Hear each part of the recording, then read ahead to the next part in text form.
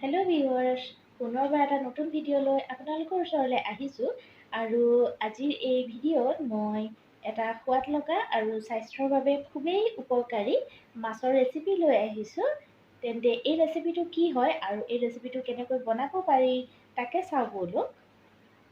আজিৰ এই ভিডিঅ'ত মই আপোনালোকৰ বাবে মানিমুনি নৰসিংহ আৰু ভেদাইলতা পাতৰ ৰসেৰে বনোৱা মাছৰ ৰেচিপি লৈ আহিছোঁ।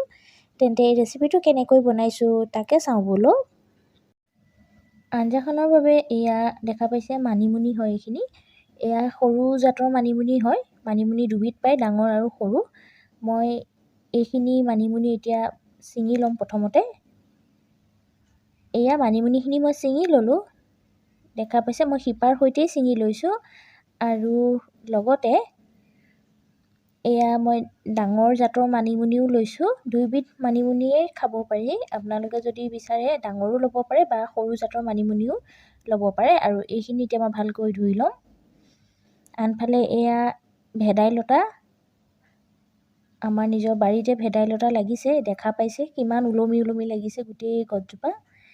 ইয়াৰো ছিঙি লওঁ। আৰু লগতে এয়া নৰসিংহৰ পাত। এই ভেদাইলতা আৰু নৰসিংহ এই দুইবিধৰে পাত মই ছিঙি ল'ম। প্ৰথমতে এয়া মই নৰসিংহ আৰু এয়া ভেদাইলতাৰ পাত মই ছিঙি ল'লোঁ। এতিয়া প্ৰথমতে এই গোটেইখিনি ভালদৰে ধুই চফা কৰি ল'ম। ভালকৈ ধুই ল'লোঁ গোটেই পাতখিনি। আৰু এতিয়া কিছু সময়ৰ কাৰণে এনেকৈ গোটেই পাতখিনি তিয়াই পিনে থৈ দিম, যাতে যদিহে কিবা লেতেৰা থাকে তেতিয়াহ'লে সেই লেতেৰাখিনি চফা হৈ যাওক। আৰু ইয়াত মই মানিমুনিখিনিৰ লগত ইয়াৰ শিপাখিনিও লৈছোঁ। ভালকৈ তিয়াই ধুই ল'লোঁ। আৰু এতিয়া এইখিনি মই পিচি এটা পেষ্ট বনাই লওঁ। এইখিনি মোৰ পিচা হৈ গ'ল। এতিয়া এখন ডাঙৰ চেকনি লৈছোঁ আৰু এনেকৈ বাতি এটা লৈছোঁ।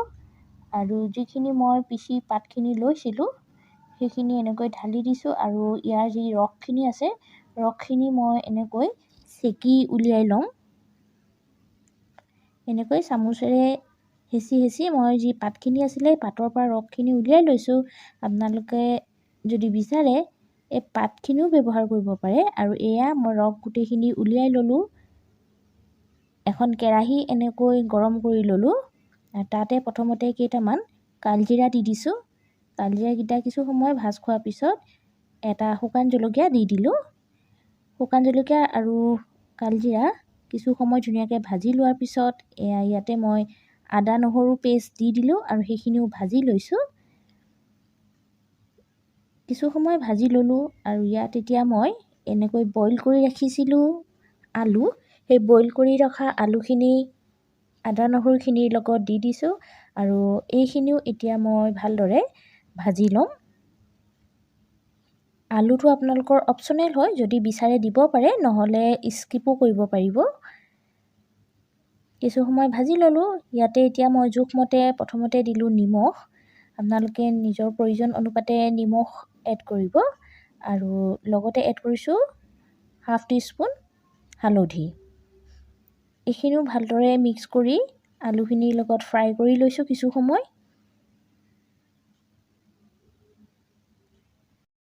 আলুখিনি ফ্ৰাই কৰি ল'লোঁ। আৰু ইয়াত এতিয়া যে মই মানিমুনি ভেদাইলতা আৰু নৰসিংহৰ ৰসখিনি উলিয়াই লৈছিলোঁ, সেই ৰসখিনি ইয়াত দি দিছোঁ। এবাৰ গোটেইখিনি ভালদৰে মিক্স কৰি ল'ম আলুখিনিৰ লগত। এই মানিমুনি ভেদাইলতা বা নৰসিংহ এই বন শাকসমূহ আমাৰ পেটৰ কাৰণে খুবেই ভাল। আমি মাজে মাজে নিশ্চয় এনেকৈ খাব লাগে। আৰু এতিয়া এই আঞ্জাখন মই ঢাকি দিম আৰু ধুনীয়াকৈ এটা উতল আহিবলৈ দিম। আনফালে এয়া মই মাছখিনি ফ্ৰাই কৰি ল'লোঁ। মাছ ফ্ৰাইটো মই নেদেখুৱালোঁ, যিহেতু আমি সকলোৱে জানোৱেই। আৰু এয়া কিছু সময় আঞ্জাখন মই উতলাই ল'লোঁ। দেখা পাইছে ধুনীয়াকৈ উতল আহিলে। ইয়াত এতিয়া মই ½ টিস্পুন জিৰা পাউডাৰ এড কৰি দিছোঁ। জিৰাটো যদি বিচাৰে আপোনালোকে দিব পাৰে, নহ'লে এই ষ্টেপটো স্কিপো কৰিব পাৰে। কিছু সময় উতল অহাৰ পিছতে ইয়াতে মই যি ভাজি ৰাখিছিলোঁ, সেই ভাজি ৰখা মাছৰ কেইপিচ ইয়াত দি দিছোঁ। মই মোৰ প্ৰয়োজন অনুপাতে মাছৰ পিচ ইয়াত দিছোঁ। আপোনালোকেও নিজৰ প্ৰয়োজন অনুপাতে মাছ আঞ্জাত দিব। মাছখিনি দিয়াৰ পিছত ল' ফ্লেমত মই কিছু সময় এইখিনি ঢাকি পিনে উতল আহিবলৈ দিম, যাতে ধুনীয়াকৈ মাছৰ যি সোৱাদটো আছে সেই আঞ্জাখনত মিলি যাওক আৰু তাৰ ধুনীয়া সোৱাদ এটা ওলাওক। কিছু সময় ঢাকি এইখিনি সিজিবলৈ দিলোঁ মাছৰ লগত। আমাৰ আঞ্জাখন প্ৰায় হৈছেগৈ। ইয়াত এতিয়া মই হাফ টিস্পুন জালুকৰ গুড়ি দি দিম আৰু এইখিনিও মই ধুনীয়াকৈ আঞ্জাখনৰ লগত মিক্স কৰি ল'ম। আৰু আজিৰ এই মানিমুনি ভেদাইলতা আৰু নৰসিংহ পাতৰ লগত বনোৱা মাছৰ আঞ্জা মোৰ ৰেডি হৈ গ'ল। মই গেছৰ ফ্লেমটো বন্ধ কৰি দিলোঁ আৰু এটা বাতিত এতিয়া মই উলিয়াই ল'ম।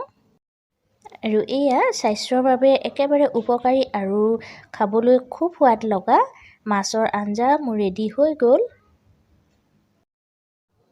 আজিৰ এই ভিডিঅ'টো চাই কেনে পালে মোক কমেণ্ট বক্সত নিশ্চয় জনাব।